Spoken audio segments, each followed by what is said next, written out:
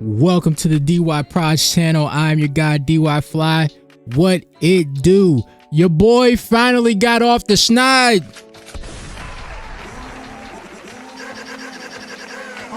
This is culturally inappropriate. That's right. You see the score, 187 to 155. I'm 1-4, but you know what? This 1-4 is so fugazi. I should be at least like 3-1. But look.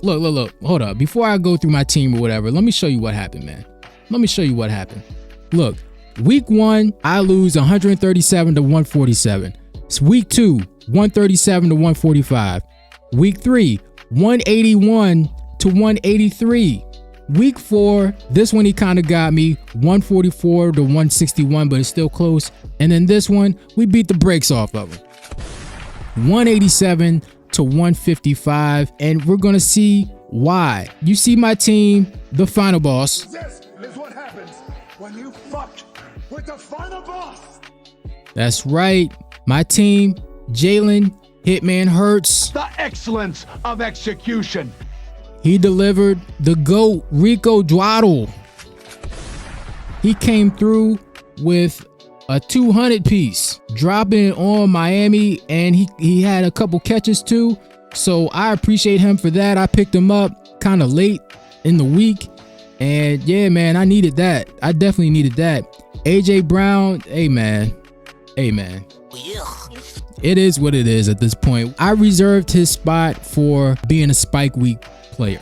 Okay, so he's gonna be like a Deshaun Jackson. He's gonna be like Xavier Worthy, a Rashid Shaheed. So whenever he goes for these spike weeks, I'll be grateful for, because I have enough firepower to carry me with my other receivers, which you'll see. Rome Odunze, he was on bye last week, but you see, he's the number 12. He was the number 3 going into last week. Tyler Warren, he's been doing his thing. He's the number 3 at the tight end position. Tet, he's been steady and consistent. You know, he's been over 10 points out of every game except one. So I'm cool with that. If they switch to Andy Dalton instead of Bryce Young, then it could go up.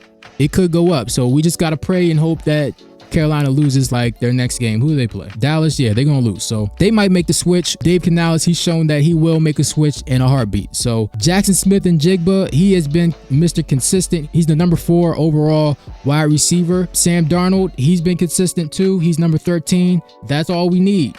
That's all we need. I picked him up a couple weeks ago.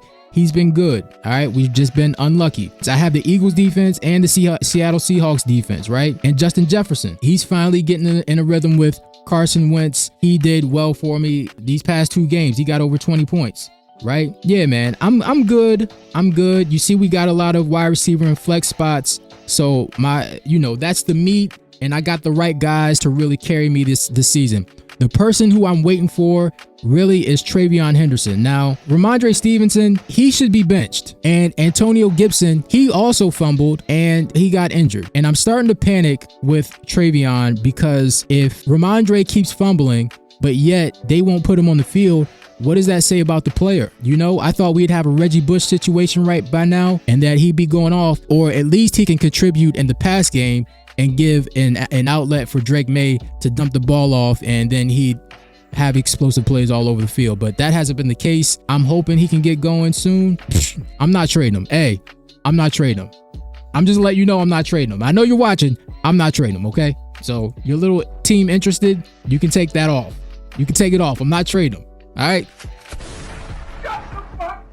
Big shout Tootin, it would be nice if he came on. He's in a good situation. If Travis Etienne ever got injured, it'd be wheels up for him. Jake Browning, the only reason why I'm keeping him around is for week 8 and 9 when Sam Darnold and Jalen Hurts are on bye. Brashard Smith, he hasn't given me nothing. Sean Tucker, it looks like Bucky's going to be out for a little bit. So if Rachaad White ever goes down, then I guess it'd be Sean Tucker season. But right now, Rachaad White, he got that thing on lock. Amari DiMercado, yeah, man, if y'all saw the play where he dropped the ball right in front of the goal line, that's why people think that the NFL is rigged, man.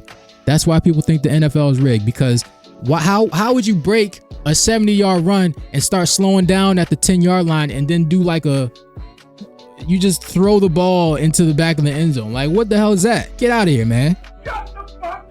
Now, DJ Giddens, I'm keeping him on the roster because he is a league winner. All right. We see what Jonathan Taylor is doing over there with the Colts. To me, he's the offensive player of the year, or he's in the lead for the offensive player of the year. He's having an outstanding season. So I'm keeping DJ Giddens on the bench as a league winner, right? Now we look at next week's matchup against Cocos Losos.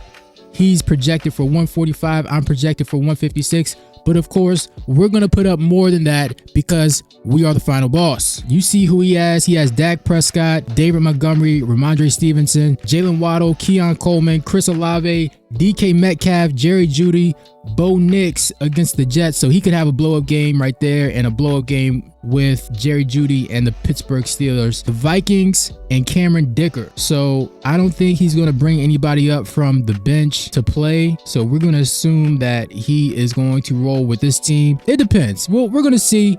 But I like my matchups this week. Yeah, man, we're going to get it done. We about to get on a roll. I'm telling you, we're going to get on a roll. We're going to make the playoffs. And all you need to do is get one foot in the door and anything can happen. You never know, right? But that's all I got. I'm going to keep you posted. We finally got off the schneid. That's right. The final boss. We're coming back. And like and subscribe. We're going to keep you posted on this. If you don't like that, you know the deal. Nigga, you going to get down or you going to fucking lay down?